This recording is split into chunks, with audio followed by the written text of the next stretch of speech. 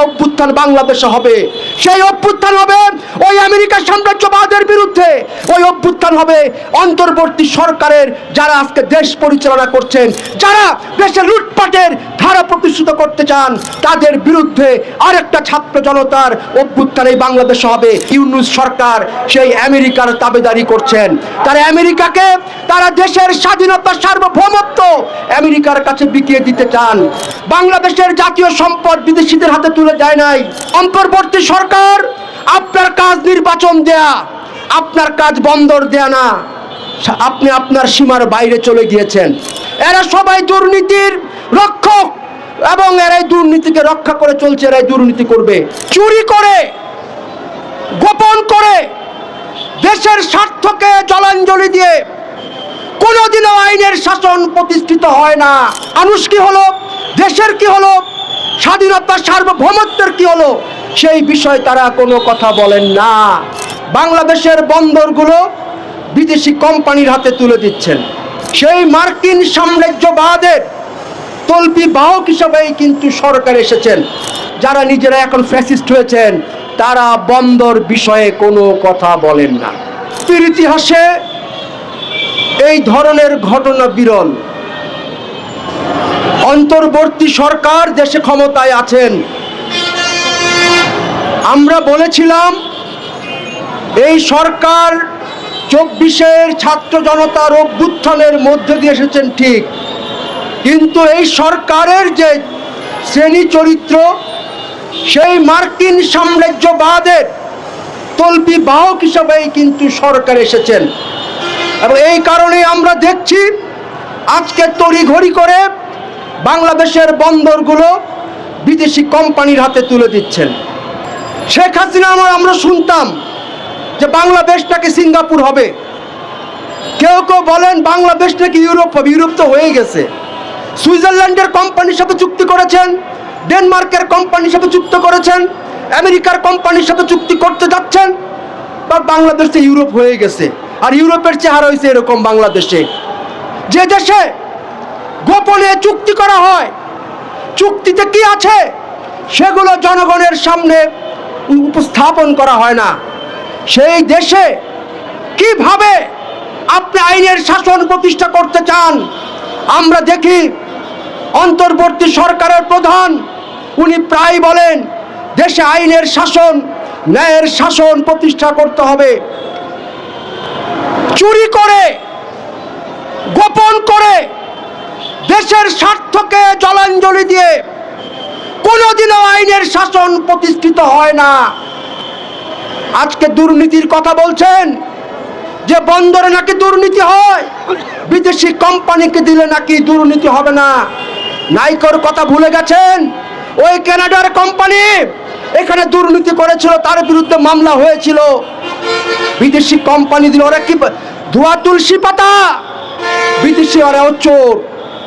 কারণ আজকে কর্পোরেট ব্যবসা সারা দুনিয়াতে আজকে যে নয়া উদারবাদী নীতি গ্রহণ করে দেশগুলো পরিচালিত হচ্ছে, সরকারগুলো পরিচালিত হচ্ছে, তারা চুরি করবে। আর বাংলাদেশের মানুষকে চোর বানিয়ে ছাড়লেন। এটাই হয়েছে বাংলাদেশের পরিস্থিতি। অন্তর্বর্তী সরকার আগামী ফেব্রুয়ারিতে নির্বাচন দিবেন। কেন এত তাড়াহুড়া করলেন? কেন এত তাড়াহুড়া করলেন তারা? কারণ তারা তাদের যে এজেন্ডা আছে সেই এজেন্ডা তারা বাস্তবায়ন করে যাবেনি। মানুষ কি হলো, দেশের কি হলো, স্বাধীনতার সার্বভৌমত্বের কি হলো, সেই বিষয়ে তারা কোনো কথা বলেন না। তারা সেটা তোয়াক্কাই করেন না। আমরা দেখেছি আজকে বন্দর যখন বিদেশি কোম্পানিদের হাতে তুলে দেওয়া হচ্ছে, আজকে সেই সময় বামপন্থীরা, গণতান্ত্রিক শক্তি, বিভিন্ন শ্রেণী পেশার মানুষ যখন রাস্তায় নেমে এসেছে, আমরা দেখছি বাংলাদেশের কতগুলো রাজনৈতিক দল যারা ক্ষমতায় যাওয়ার স্বপ্ন দেখছেন, যারা সৎ লোকের শাসন কায়েম করতে চান, আল্লাহর আইন প্রতিষ্ঠিত করতে চান, যারা ওই শেখ হাসিনার ফ্যাসিবাদী শাসনের বিরুদ্ধে দাঁড়িয়ে যারা নিজেরা এখন ফ্যাসিস্ট হয়েছেন, তারা বন্দর বিষয়ে কোনো কথা বলেন না। তার মানে কি দাঁড়ালো? আজকে অন্তর্বর্তী সরকারের যে চরিত্র, আজকে তার যে পদ্ধতিতে পরিচালনা করছে, এরাও যদি আগামীতে আসে তারা কিভাবে দেশ পরিচালনা করবে? কারণ এরা সবাই লুটেরাদের পাহারাদার, এরা সবাই দুর্নীতির রক্ষক, এবং এরাই দুর্নীতিকে রক্ষা করে চলছে, এরাই দুর্নীতি করবে। আজকে দেশের সাধারণ মানুষকে বোকা বানানোর চক্রান্ত চলছে, ষড়যন্ত্র চলছে। আমরা বামপন্থীরা পরিষ্কারভাবে বলতে চাই, অন্তর্বর্তী সরকার, আপনার কাজ নির্বাচন দেয়া, আপনার কাজ বন্দর দেয়া না। আপনি আপনার সীমার বাইরে চলে গিয়েছেন। বাংলাদেশের মানুষ অতীতে বহু সংগ্রাম, বহু লড়াই করেছে। বাংলাদেশের জাতীয় সম্পদ বিদেশিদের হাতে তুলে দেয় নাই। এই বাংলাদেশের মানুষ ওই এসএস এর হাত থেকে চট্টগ্রাম বন্দরকে রক্ষা করেছে, ওই ফুলবাড়ির কয়লা খনিকে রক্ষা করেছে। এদেশের মানুষের আগেও বাংলার গ্যাস বিদেশে পাঠানোর চক্রান্ত তা রুখে দিয়েছে, এটাও আমরা রুখে দেব। কারণ বাঙালি জাত বীরের জাত, তারা কখনো পিছপা হয় না। 24-এর অভ্যুত্থান দেখেছেন, যদি দেশের স্বাধীনতা সার্বভৌমত্বকে বিপন্ন করার চেষ্টা করেন, মনে রাখবেন আরেকটা অভ্যুত্থান বাংলাদেশে হবে। সেই অভ্যুত্থান হবে ওই আমেরিকা সাম্রাজ্যবাদের বিরুদ্ধে, ওই অভ্যুত্থান হবে অন্তর্বর্তী সরকারের যারা আজকে দেশ পরিচালনা করছেন, যারা দেশে লুটপাটের ধারা প্রতিষ্ঠিত করতে চান, তাদের বিরুদ্ধে আরেকটা ছাত্র জনতার অভ্যুত্থান এই বাংলাদেশে হবে। সেই কথা বলে রাখলাম। আমি আবারও আমাদের যে বন্দরগুলো সেই বিদেশি কোম্পানির হাতে লাল দিয়া চর, সেখানে একটা টার্মিনাল নির্মাণ করবে, 6,700 কোটি টাকা লাগবে।